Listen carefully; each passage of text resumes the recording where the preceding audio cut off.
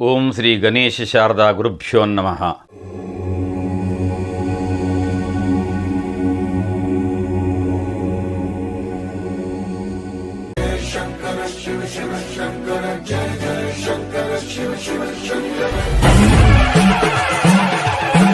ఈరోజు నిన్నటి కథాంశంలో భాగంగా పరమేశ్వరుడు బ్రహ్మ విష్ణు ఇద్దరిలో ఎవరు గొప్ప, ఈ విధమైన వాదనలో అంతా తెలుసు శ్రీ మహావిష్ణువుకు. కానీ ఎవరి ద్వారా ఏ విధంగా తెలియజేయాలనేటువంటి ఒక ఆలోచనతో మనకు అనేక విషయాలను అందిస్తున్నది ఈ ప్రవచనంలో. కాబట్టి భక్తి శ్రద్ధలతో ఈ కథాంశమును వింటూ పరమేశ్వరుని యొక్క అనుగ్రహాన్ని పొందాలని కోరుతూ, బ్రహ్మ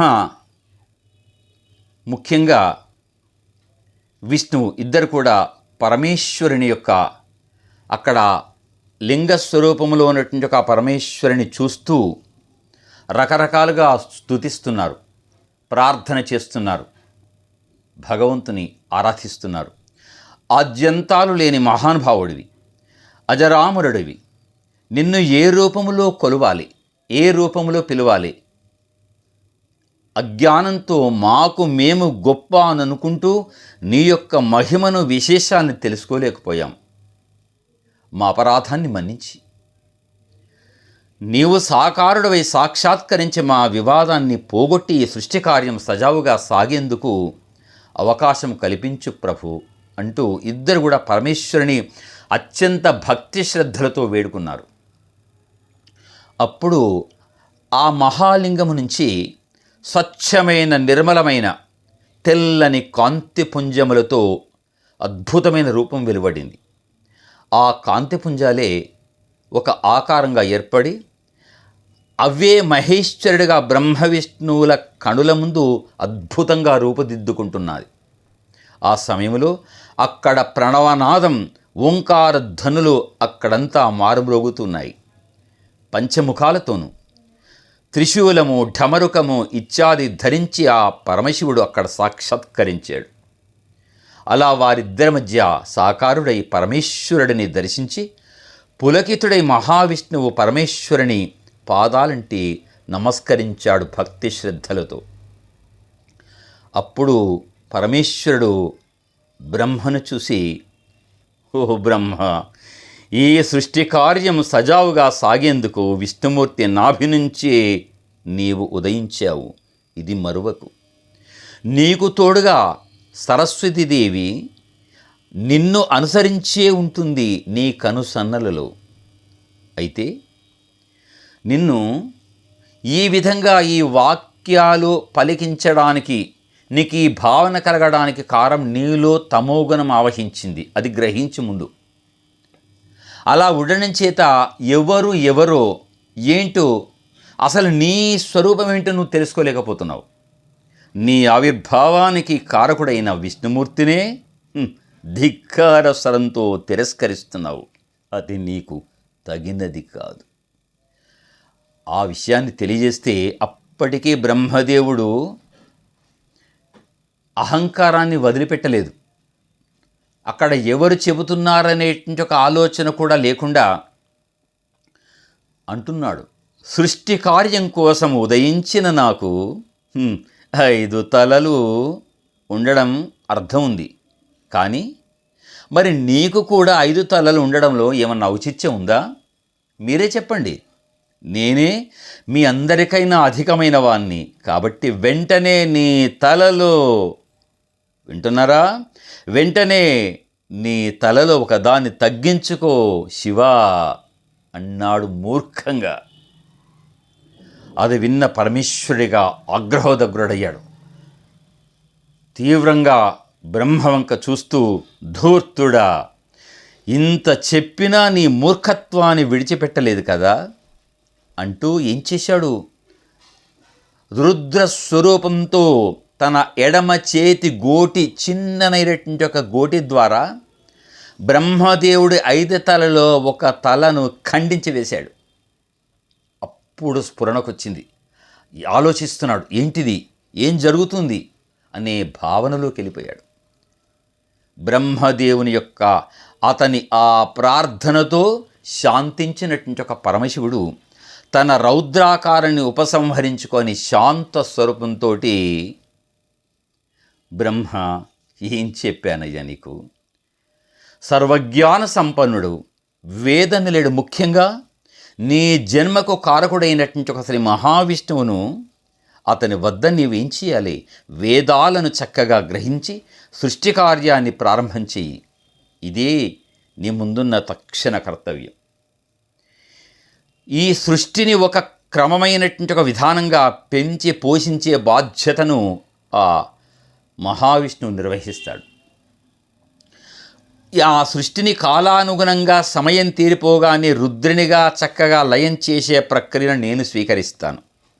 ఇలా నిరంతరం కూడా ఆగకుండా సాగాల్సిన ప్రక్రియ ఈ సృష్టి కార్యం.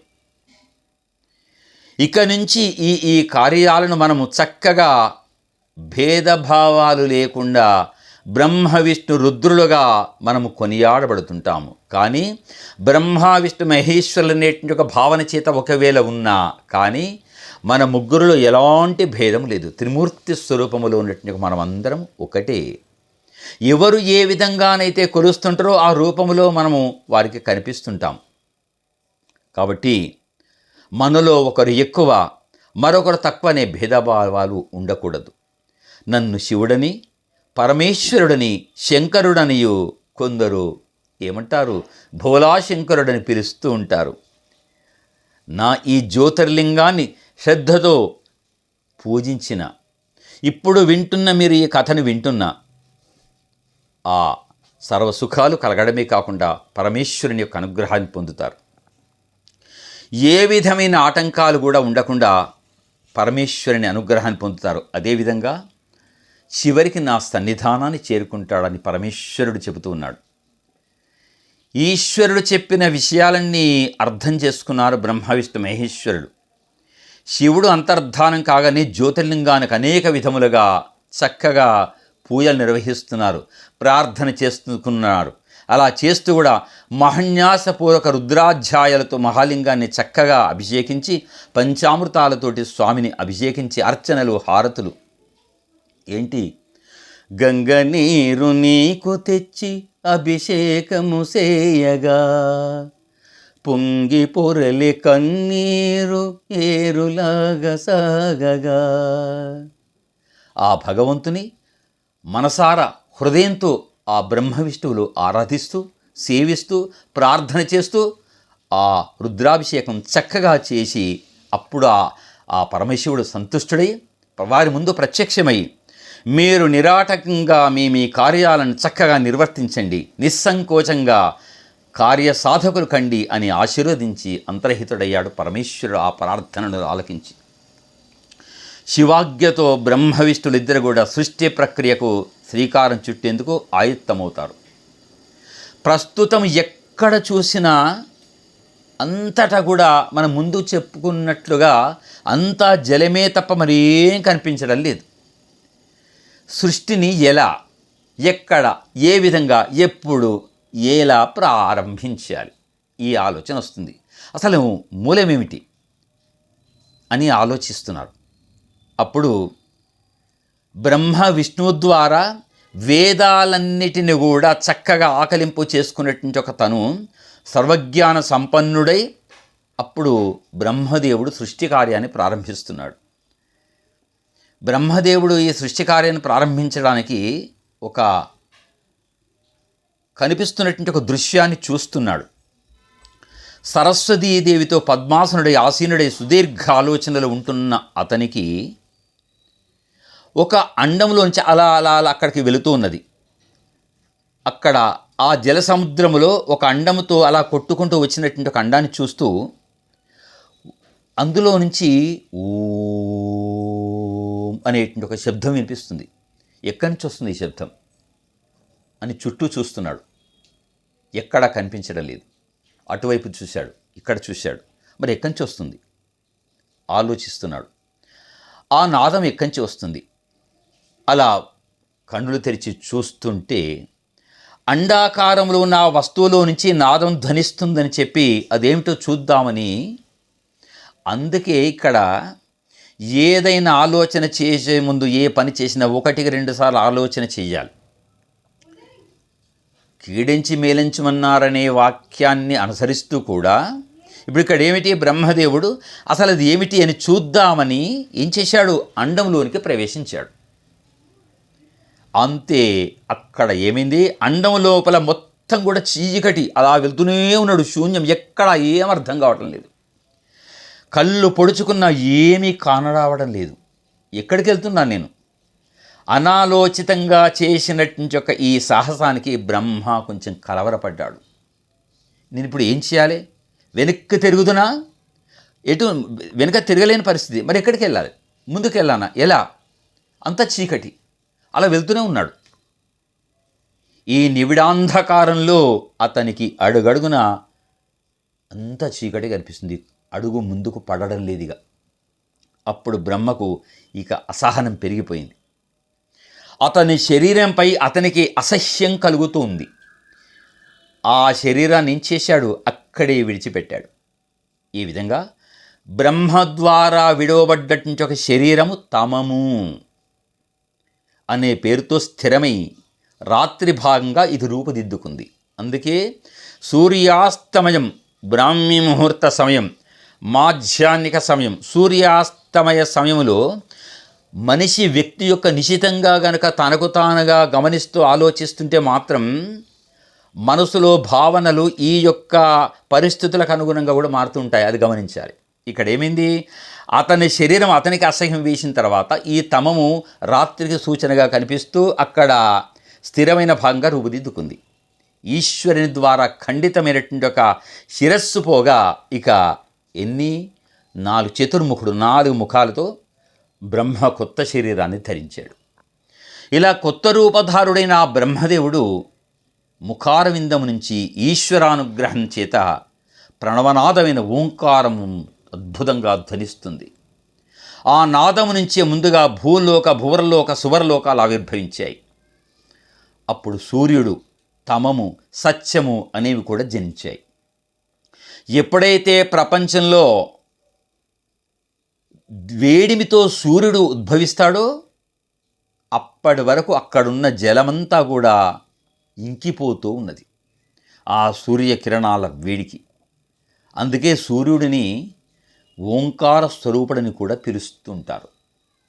ఆ సమయంలో బ్రహ్మ తనకు ఎదురుగా ఉన్నటువంటి యొక్క ఈ అండాన్ని వెంటనే 2 భాగాలుగా చీల్చాడు. ఆ భాగంలో పైభాగం ఆకాశంగా, కింది భాగం అంతా భూమిగానే ఏర్పడ్డాయి. అండములో 2 భాగాలు చేస్తే ఇలా ఎప్పుడైతే భూమి ఆకాశాదులు 2గా ఏర్పడతాయో బ్రహ్మదేవునికి సృష్టిని చేయడం చాలా ఇక తేలికగా అనిపించింది. అమ్మయ్య అని ఊపిరి పీల్చుకున్నాడు. ఇక తన కార్యం నెరవేరేందుకు చాలా శుభసూచకంగా భావించాడు. ఆ తర్వాత బ్రహ్మదేవుడి 4 ముఖాల నుంచి వేదాలు ఉద్భవించాయి. తూర్పు ముఖము నుంచి ఋగ్వేదం, దక్షిణ ముఖం నుంచి యజుర్వేదం, పశ్చిమ ముఖం నుంచి సామవేదం, ఛందస్సు, ఉత్తర ముఖం నుంచి అథర్వణ వేదం ఉద్భవించాయి. ఈ విధంగా ఏర్పడిన వేదాలు ఓంకార ప్రభావం చేత శాఖ ఉపశాఖలుగా విస్తరిస్తున్నాయి. అలా అయితే ఈ సృష్టి మాత్రం ఋగ్వేద నియమాలను అనుసరించే జరుగుతూ ఉంటుంది. ఇక్కడ మనం ఇది గమనించాలి. ఋగ్వేద నియమాలను అనుసరిస్తూ యజుర్వేద, ఋగ్వేదాలకు తేడా ఉంటుంది. అందుకని ఋగ్వేద నియమాలను అనుసరిస్తూ మాత్రమే ఇది నడుస్తుంది. తాను చేసిన సృష్టికి మరి సహాయకులుగా ఉండేందుకు సకారాత్మకులైనటువంటి ఒక సనక, సనంద, సనత్కుమార, సనత్స జాతుల చేత ఈ 4 కూడా తాను సృజించాడు బ్రహ్మ. సహకారం ఉండాలి. ఎందుకంటే సృష్టికి అనేకమైనటువంటి ఒక ఆద్యంతాలు నిరంతరంగా కొనసాగిస్తున్నది కాబట్టి.